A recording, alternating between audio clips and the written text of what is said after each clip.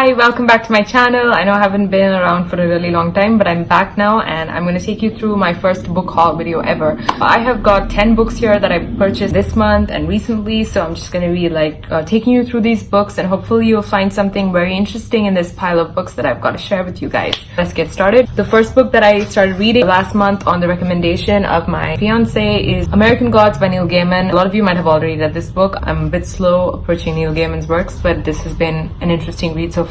This is about a man called Shadow who was imprisoned. He does his time. He comes out 3 years earlier and his sentence ends. He tries to go back and, pick up the pieces of his life. Turns out his wife dies. He doesn't have any reason to live. He gets back into the underworld and he gets sucked into sort of working for somebody. Working for that person could really endanger his life and, send him back to prison, but then he decides to take it anyway. I don't know why my accent's weird in this video, but I hope that doesn't bother you guys. But thanks for putting up with it anyway, and I will move on to the next book now. I'm still reading this. I'm 286 pages in and it's a 600 pages book. I will definitely get back to the full review once I've read this. This has a lot of elements of magic in it as well, and it's got some deep stuff in it.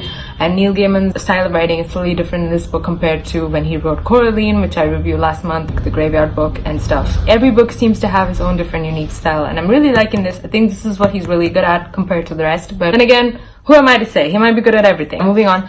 I also bought Art as Therapy because this is Nonfiction November and this is a book about art and it breaks it down for people who don't know much about it. And I have always been curious about art history and learning more about important pieces of art because I think it makes you more cultured in general, and being, able to talk about things that people don't really know is always an edge that a person can have in social situations, etc. So it has lovely illustrations of actual works of art.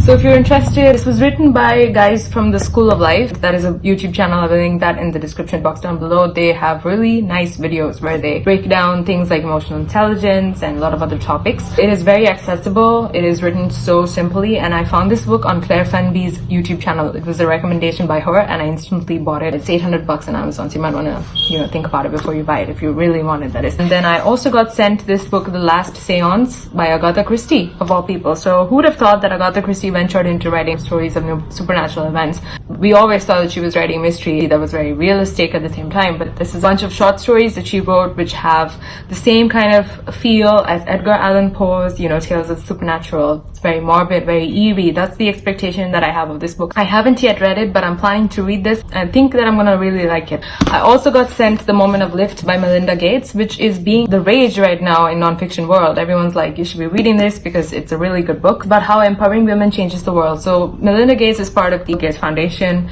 which does a lot of humanitarian things. They do a lot of work for social causes that are important, especially women empowerment. So in this book, she captures the tales of the women that she's met on her journey of contributing to the world and giving back. So she talks about the stories that they have shared with her and also how those stories have affected her as a person and what her takeaways have been from being a contributor to making this world a better place through the efforts that the foundation has been doing for the last many years. A book that I've been reading and I haven't yet finished. I'm currently reading maybe 4 books at the same time. It's pretty crazy. This is called Miss Pettigrew Lives for a Day by Winifred Watson. Now this is a Persephone book. Persephone Books are an independent publisher in London, so they have a store in London. The entire store is filled with books by obscure women writers who wrote books during the 1940s, 1920s and things like that. So they've unearthed these books and they've published them again, given them life, and all the beautiful covers look like this of all the books and the backs look like grey and it's really pretty. They have lovely illustrations inside which definitely make you want to read this. This is about Miss Pettigrew, who is a governess, and she gets this new job where she has to go and be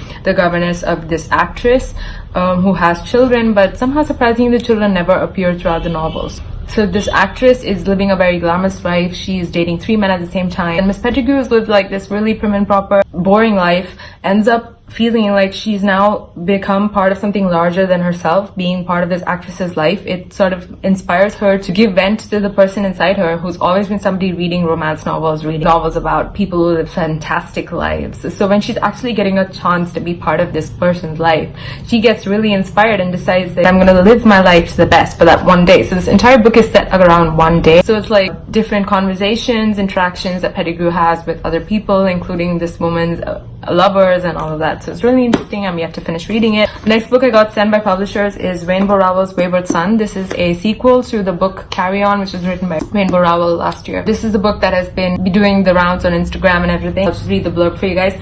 Simon Snow did everything he was supposed to do. He beat the villain, he won the war, he even fell in love. Now comes the happily ever after, right?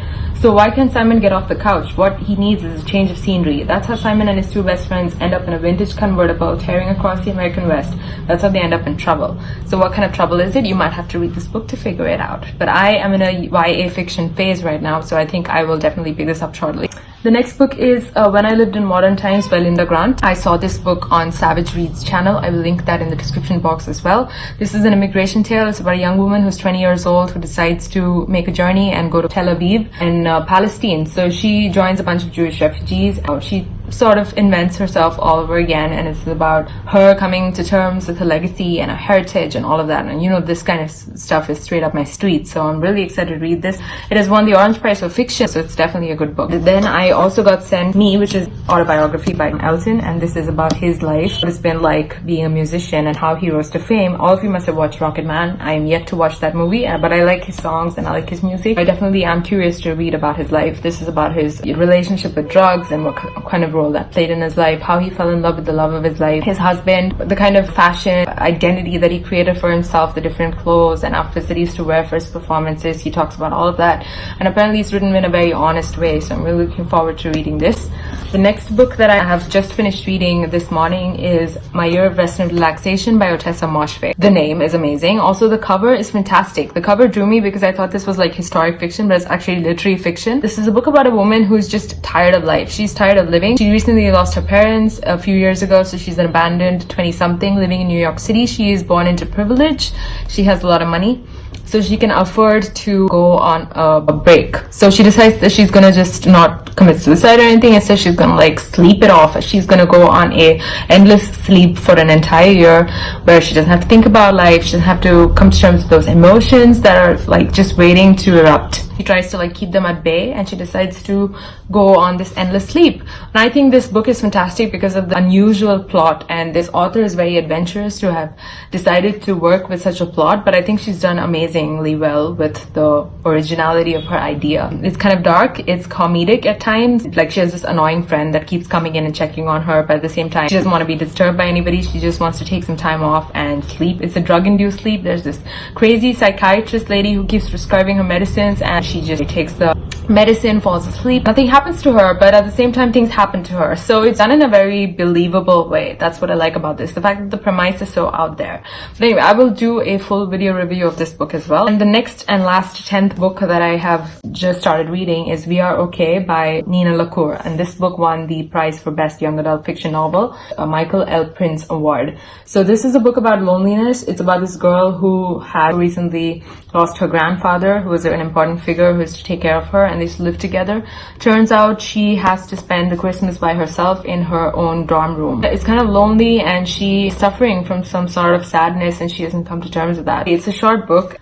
I don't know, but I'm really excited to read it. I don't know much about this book, but the cover really drew me to it, and I've decided that I should give it a shot. I'll let you know what I thought about it. So I hope you liked my 10 books, and I hope you enjoyed this haul video. If you liked it, please share this with your friends if you think that they might like any of the books here. So let me know if there are videos that you would like me to make. I will consider that. Let me know in the comment section what you thought of this video and all of that. And I hope my accent didn't bother you. Somehow don't seem to have any control of the kind of accent that I bring to every video. Sending you guys lots of love. I will be back soon with more bookish content. Yeah, that's just it. I will see you very soon. Bye.